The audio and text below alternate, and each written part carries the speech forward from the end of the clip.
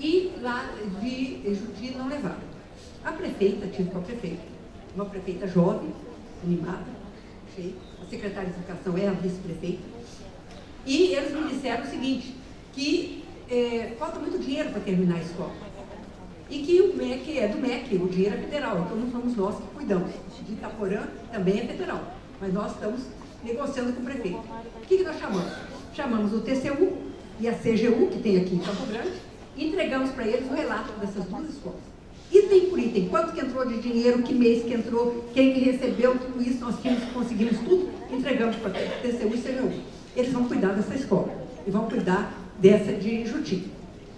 E eu disse para a turma do Ministério da Educação, do MEC, olha, o dinheiro é do MEC, é da educação. Mas se lá, no assentamento, não tem criança suficiente, embora tenha ônibus que pega as crianças todo dia para levar para a cidade, se não tiver criança suficiente com uma escola daquele tamanho, autorize a prefeitura a utilizar uma parte dessa escola para o posto de saúde, uma parte dessa escola para a cultura, uma parte dessa escola, sei lá, para a área social, mas utilize, é dinheiro público, é dinheiro nosso, ele é jogado fora, parado lá há mais de 10 anos.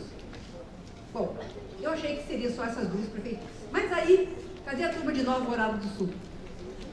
Puxa, a turma grande, hein?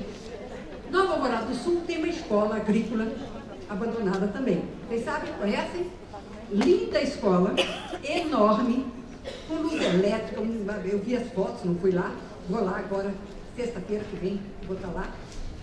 Mas com um transformador, uma escola linda, etc. tal, abandonada. Por quê? Porque era uma escola agrícola, não teve mais clientela para a escola agrícola, abandonaram a escola. Ah, mas não tem alunos para do ensino fundamental, para botar creche, não dá para fazer nada disso. Então, é dinheiro público. Negocie com alguma necessidade do município. Será que o município não tem nenhuma necessidade de utilizar um prédio enorme daquele? Vocês conhecem essa escola? Conhecem? É enorme, não é? É enorme. Então, essa é uma escola. Aí, o conselheiro Chadid me disse que eu não sei se foi, não é Mambaia, não. Paranhos, ou qualquer município lá do sul, também tem escolas abandonadas. Aí eu estou chegando à conclusão que ou fizeram escola demais, em alguns municípios escola de menos outros, ou nós estamos ficando com menos alunos, estamos tendo um déficit de alunos, alguma coisa está acontecendo. Então o Tribunal de Contas se propôs, e aí é uma proposta que eu fiz, de nós analisarmos, depois terminando esse ano, todas as prefeituras. Por exemplo, eu termino as minhas 13 em julho. No segundo semestre eu começo na saúde, que precisa também ser vista. Então, mas a educação nós terminamos em julho. Eu vou olhar todas as 13 escolas em julho e vamos colocar no nosso site as 13 escolas. Cidrolândia parece que já está no site e deve ter entrado essa semana Juti e Itaporã. Eu quero aqui dizer para vocês que a minha ideia de ter vindo aqui era justamente para dizer para vocês que a gente, a pessoas cuidando para que o Plano Nacional de Educação dê certo, que ele saia da gaveta e que ele consiga dar um salto na educação brasileira, que está péssima, todos os índices que a gente vê. Nós estamos numa curva descendente na qualidade da educação do país. Nós estamos numa curva descendente na ética e na moral desse país. Nós vamos esperar de braços cruzados? Não. Pelo menos aonde nós podemos, nós temos que agir.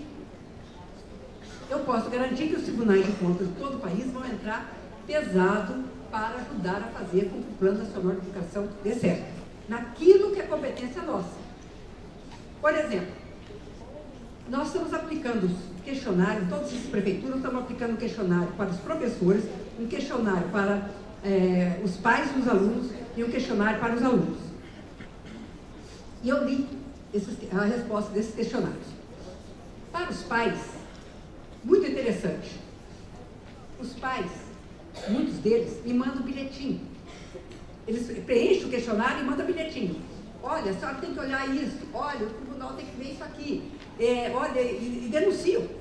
Fazem denúncias mesmo, por escrito, do jeito deles, com a letra, que às vezes a gente precisa ler umas 10 vezes para entender o que ele quis dizer, mas eles estão escrevendo aquilo que eles acham que a escola do seu filho precisa melhorar. Dos professores, e fizemos, estou mostrando para os prefeitos, dos professores, eu não estou gostando muito dos questionários que os nossos professores estão respondendo. Eles colocam, professores, pais e alunos, em geral, colocam a estrutura física como o principal problema da escola.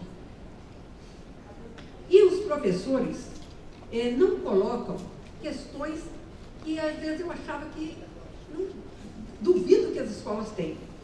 Será que as escolas dão aos nossos professores, a vocês todos, condições boas de trabalhar? Condições de fazer aquilo que vocês sonham fazer com seus alunos? Apresentar para os seus alunos? Aquilo que vocês estão aprendendo aqui, nesse encontro do Almet? Será que vocês têm condições de fazer? Mas os professores não respondem isso. Mas já foi para todos? Não, estou colocando essas 11 escolas, os outros conselheiros estão fazendo na região deles. Eu é que comecei, então eu já estou adiantada, eu estou terminando as minhas, vou terminar mês que vem as minhas prefeituras.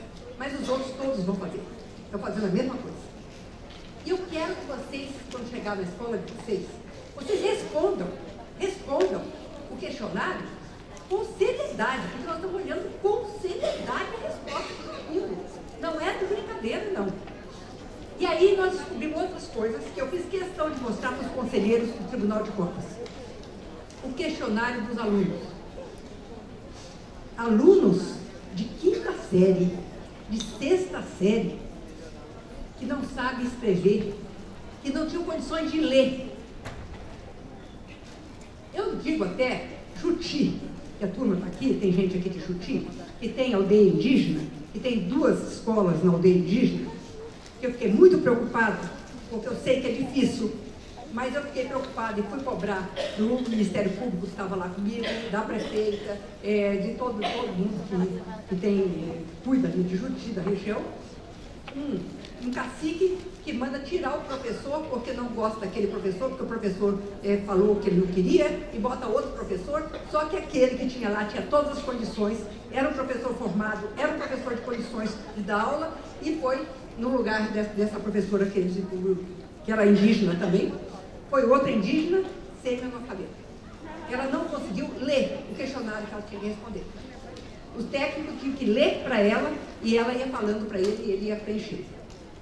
E ele fez a observação que ela não conseguiu ler o questionário para poder responder.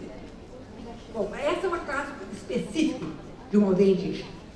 Mas nós vimos alunos que não sabem ler e que não sabem escrever. De uma escola, isso os meninos, a minha turma, filmou, aluno de 5ª série, pedindo ao professor que ele escrevesse no quadro a resposta, porque ele não sabia atravessar o rio. Ele não sabia escrever atravessar o rio. Vários, as auditoras tiveram que ler a questão para eles responderem. Tinha aluno que não sabia ler se era sexo feminino ou masculino. Perguntava, onde que está o sexo feminino? Onde que eu marco aqui? Aí, não, você é do sexo masculino, no quadradinho do sexo masculino. Ele não sabia onde marcar e acho que nem sabia se ele era sexo masculino. Não, isso existe. A letra deles, a letra das crianças, 7ª série, eu vi alunos que escreveram, responderam o questionário de 7ª série. Eu fiz questão de mostrar para meus companheiros do Tribunal de Contas, os outros conselheiros. Não dava para entender o que eles queriam dizer. Não dava. Isso eu botei para os prefeitos. É um indicativo, eu não posso dizer que a educação está ruim no município, mas é um indicativo que a educação não está bem no município.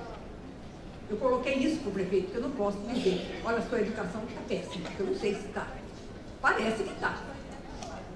Mas, gente, a educação está péssima. Então, eu estou dizendo que a educação está ruim em todos os setores, está caindo, como está nesse país, parece todas as coisas indo para baixo. Mas aí, eu queria colocar para vocês Mas é o seguinte,